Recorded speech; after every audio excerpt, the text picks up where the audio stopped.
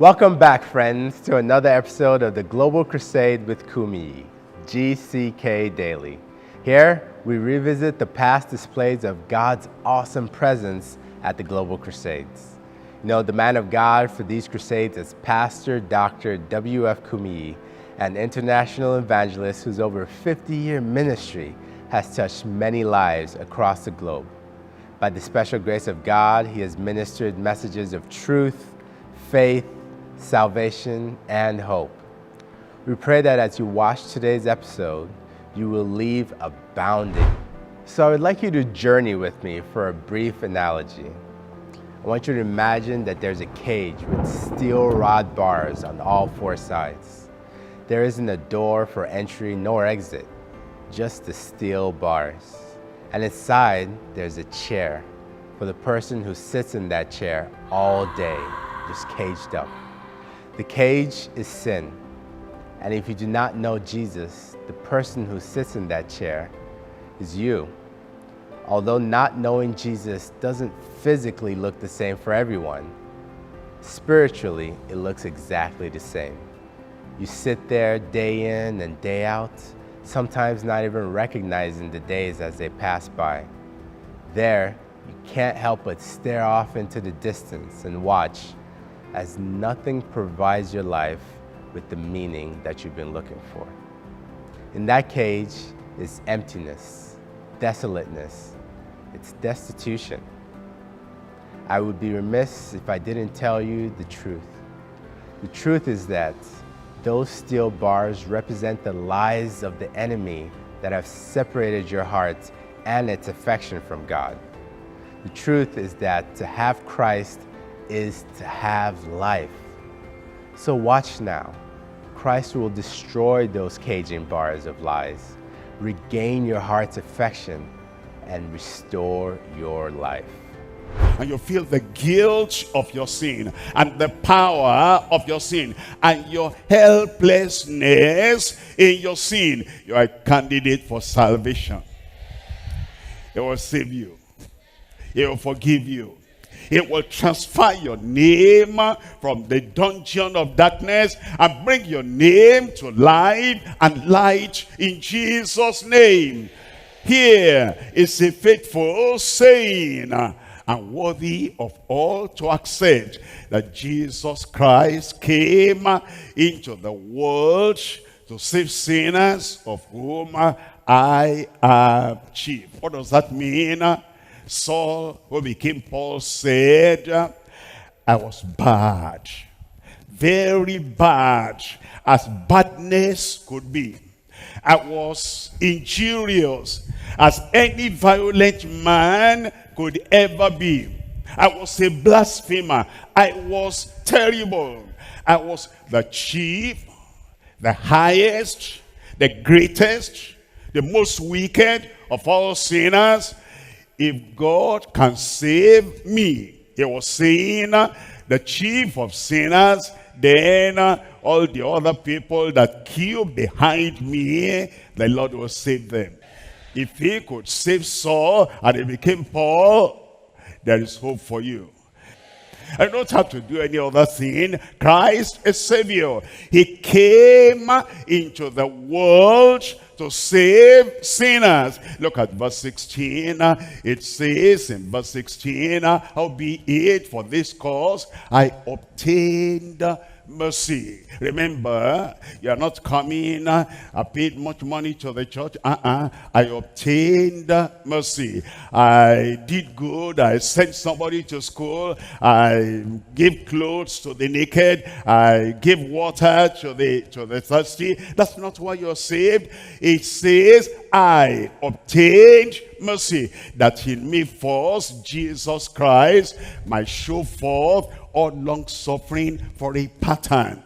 What he did for me is a pattern. What he did for me is a model. What he did for me is an example, for a pattern to them which will hereafter believe on him. As you believe on him tonight, eternal life will come to you. The believer on him to life everlasting. Wonders. Enemies will look at you and wonder. The sickness that have been there, and that sickness is going away, he will look back and look at you. No more sickness, no more infirmity, and wonder. The evil spirit that possessed your life before, that evil spirit will come out. And as that evil spirit is coming out, he looked back like that. He said, forever, forever, I cannot get into him. I cannot get into her anymore. They will wonder. And you have been on crutches before for how many years now? And today, the Lord will work wonders in your life, and those crutches will vanish away in Jesus' name. And then, as you go back home, and you stand up straight, and you are walking straight, and you even run, you'll find people will say, is that him? Is that her? They say, no. It's like his twin brother, twin sister. You say, yes, it is me. What happened to you? What happened to you?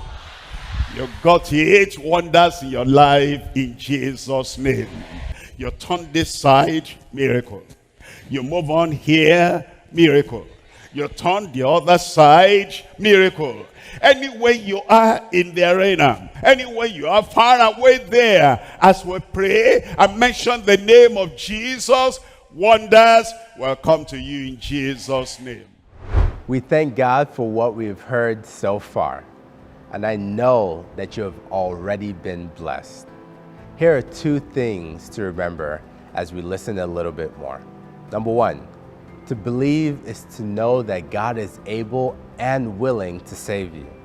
And secondly, to believe in God is to know eternal life. So friends, continue with me as we will watch the rest of this clip. Look at Acts chapter 2. We're reading from verse 22. Acts chapter 2, reading from verse 22. Ye men of Israel, hear these words. Jesus of Nazareth, a man approved of God among you by miracles and wonders and signs. A man approved of God among you by miracles and wonders and signs. A man approved of God among us tonight. There'll be miracles, there'll be wonders, there'll be signs in Jesus' name, which God did by him in the midst of you, as ye yourselves also know. We have already heard some testimonies, and those testimonies and many more will be multiplied in your life.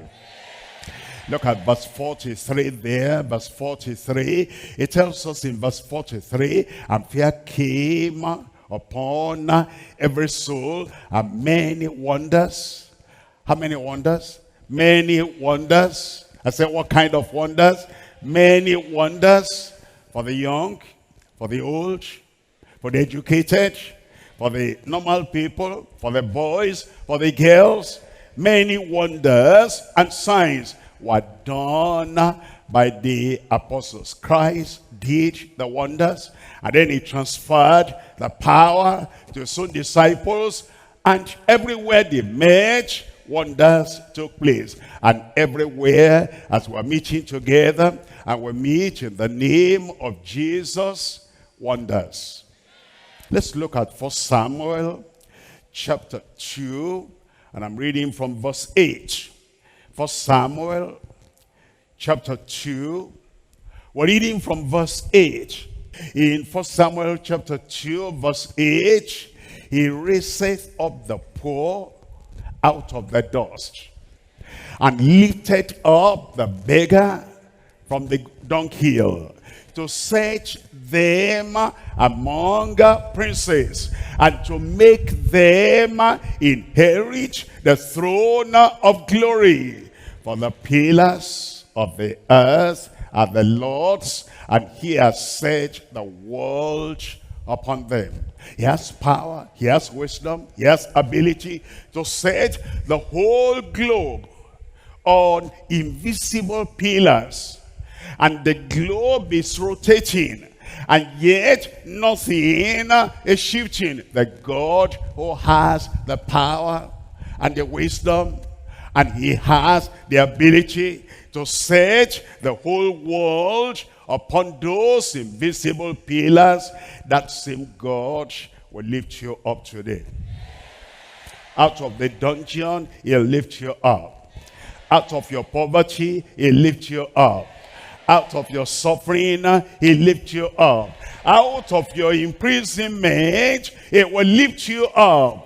If you have been lying down there and cockroaches are walking over you and reptiles are walking over you and all those, messengers of the devil, they trample over you, you're coming out of that situation.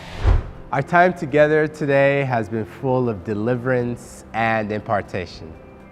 If you've listened to all that's been said today and you know that you're missing out on knowing Jesus, I invite you to give your life to Christ. And if you can, say this prayer along with me. Dear Lord, I thank you for the words that you've allowed me to hear today. And I also thank you for your saving power. I ask that you come into my heart and deliver me from the power of sin. I choose to believe in you and in your eternal life. Amen. And friends, we're also grateful that you've joined us again for another episode of GCK Daily, the Global Crusade with Kumuyi. I pray that you've been blessed by this time as much as I have.